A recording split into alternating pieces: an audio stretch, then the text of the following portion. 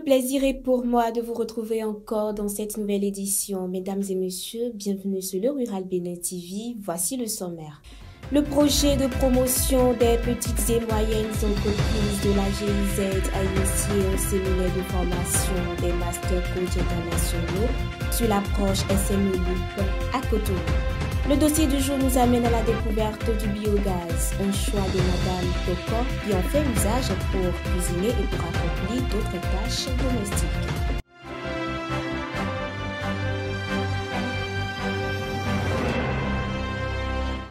À nouveau, bonsoir. Demain à Soava, on aura principalement un ciel nuageux avec des averses orageuses.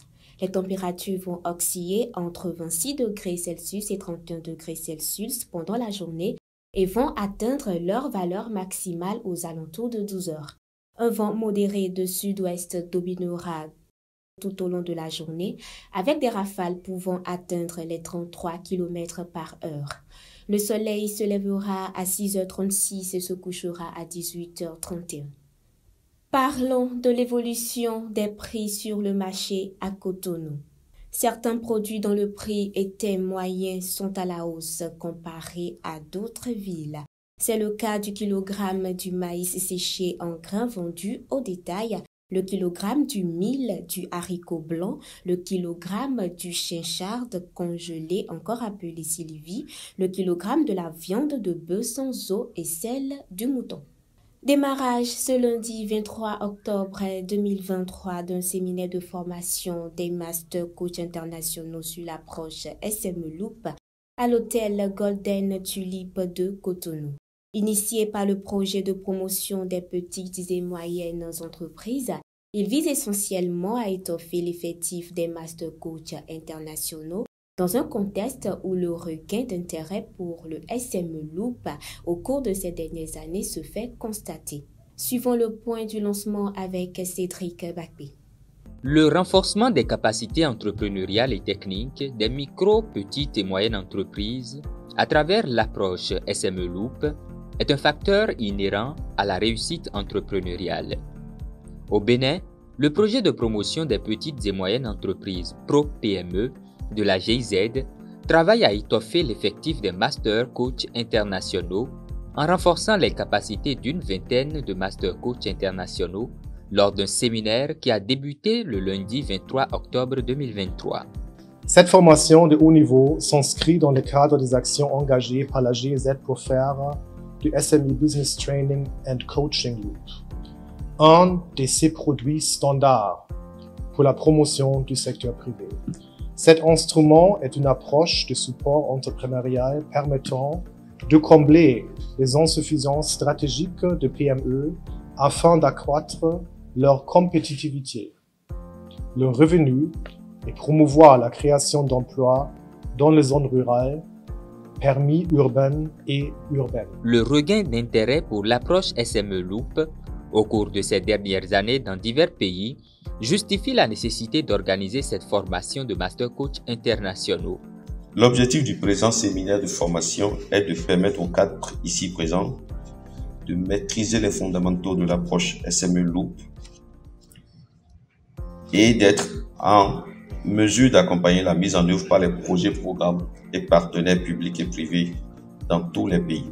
L'objectif principal du projet Pro-PME est d'impacter 1000 PME grâce à l'approche SME Loop en collaboration avec la Chambre de commerce et d'industrie du Bénin et l'Agence de développement des petites et moyennes entreprises. Le programme Approche communale pour le marché agricole phase 3 ACMA 3 a réuni les acteurs communaux et intercommunaux du département des Collines pour la présentation de ces nouveaux objectifs. L'atelier s'est déroulé le vendredi 20 octobre dernier à Dassazomé. Suivons le point. C'est la mairie de Dassazomé qui a accueilli l'atelier d'appropriation du programme Approche communale pour le marché agricole phase 3 ACMA 3 au profit des acteurs communaux et intercommunaux du département des Collines. L'objectif est de partager la vision et la stratégie d'intervention du programme. Les objectifs qui motivent la tenue de cet atelier sont de vous permettre de connaître et comprendre les objectifs et la stratégie d'intervention du programme ACMA 3, de vous permettre de parvenir à avoir une bonne compréhension et à avoir une bonne connaissance du rôle attendu des communes, de l'intercommunalité et des autorités préfectorales dans la mise en œuvre du programme ACMA 3. L'objectif aussi poursuivi est de partager avec vous les enjeux de la pérennisation des acquis du programme, notamment ceux liés à la gestion des infrastructures. Ainsi donc, ces acteurs communaux restent convaincus que le programme ACMA 3, qui cible plusieurs filières dans les communes, vient résoudre plusieurs problèmes. Tout le plaisir est donc pour moi de présider et de prendre part activement à cet atelier d'appropriation du programme Approche communale pour le marché agricole, phase 3. Ce programme vient à point nommé pour accompagner et améliorer les conditions de vie de nos valeureux exploitants du secteur agricole. À cet effet, le représentant des secrétaires exécutifs du département des Collines félicite le programme ACMA 3 et invite les acteurs à une meilleure appropriation. Avec la réforme intervenue entre-temps au niveau de l'association territoriale dans nos communes, je pense que c'est encore davantage une opportunité pour nous, puisque nous avons encore des cadres un peu plus aguerris, des cadres bien outillés pour accompagner une meilleure gestion de ces infrastructures économiques et marchandes au niveau de nos communes. Pour finir, des roll-ups ont été distribués à chacune des communes du département des Collines pour l'amélioration de la visibilité des actions prévues dans le cadre du programme ACMA 3 dans les collines. Outre les acteurs communaux et intercommunaux, les acteurs impliqués dans la production et la promotion du fromage Peul Wagashi Gassiré se sont également réunis à Cotonou pour mener des réflexions sur les enjeux de la conservation et de la certification du produit. C'était lors d'une journée de réflexion organisée par ACED Grade CIRAD. Notons que la certification est un moyen efficace pour garantir la qualité et la clé d'accès à des marchés plus vastes, nationaux et internationaux, créant des opportunités économiques substantielles pour les communautés. Une information environnementale. Hier mardi 24 octobre 2023, l'Agence nationale de l'énergie prédit un pic des énergies fossiles avant 2030, c'est-à-dire la demande en gaz, en pétrole et en charbon. C'est la première fois que cette agence indépendante prévoit une baisse avant la fin de la décennie de la demande mondiale d'énergie fossile, des énergies qui contribuent au réchauffement de la planète. Place au dossier du jour. L'utilisation du biogaz représente une alternative à la pénurie de gaz domestique observée par endroits. Dame Toko fait usage de ce dispositif pour cuisiner et elle l'utilise également à d'autres fins. Cédric Bakpé est allé à sa rencontre et elle nous donne plus d'explications sur son choix d'utilisation du biogaz. Suivons. À l'heure où la pénurie de gaz domestique se fait constater, Dame Toko ne ressent pas ce besoin.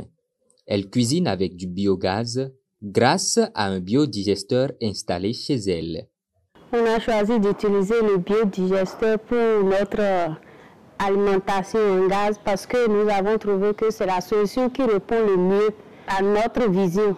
Nous sommes une famille, nous mangeons naturel et nous produisons aussi beaucoup de déchets parce que qui dit manger naturel dit obligatoirement production de déchets. Nous avons trouvé ça comme une solution pour gérer les déchets solides ménagers que nous produisons.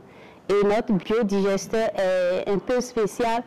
Il n'est pas relié au four septique. Il est juste alimenté par les déchets ménagers que nous produisons et rien d'autre. Ce dispositif lui permet également de recueillir du compost qu'elle utilise à d'autres fins, notamment pour son potager maison.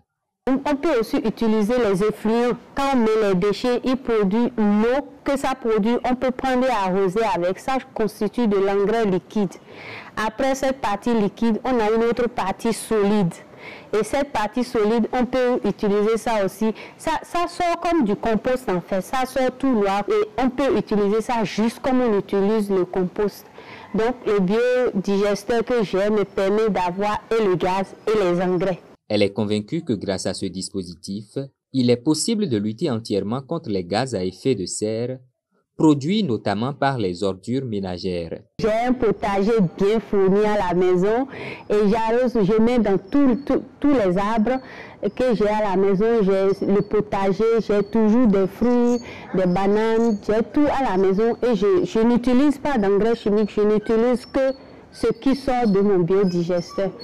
Le biogaz représente une alternative sûre que les ménages peuvent envisager pour une gestion efficace de leurs déchets ménagers. Le jeudi 26 octobre 2023 se tiendra la dernière journée spéciale de dégustation des produits locaux. L'événement aura lieu au jardin du siège de la CCI Bénin à Cotonou et dans toutes les représentations régionales de la CCI Bénin, Porto Novo, Lokossa, Abomey, Parakou, Natitengo. L'objectif est non seulement de promouvoir le consommation local, mais également d'accompagner les acteurs. En interactualité, les experts du réseau africain des laboratoires d'analyse des sols se sont réunis lundi 23 octobre 2023 à Dakar, la capitale du Sénégal, pour échanger sur les analyses des sols, leur harmonisation en vue de disposer d'une meilleure qualité des mesures effectuées par les laboratoires d'analyse des sols en Afrique subsaharienne. Renforcer la confiance dans la qualité des mesures effectuées par les laboratoires d'analyse des sols en Afrique subsaharienne, tel est le thème de cette rencontre de haute portée qui se tient dans les locaux de l'Institut sénégalais de recherche agricole jusqu'au 27 octobre 2023 en collaboration avec l'Institut de recherche pour le développement et l'Organisation des Nations Unies pour l'alimentation et l'agriculture. C'est ainsi que se referme cette édition. Merci à vous de l'avoir suivi. Bonsoir chez vous.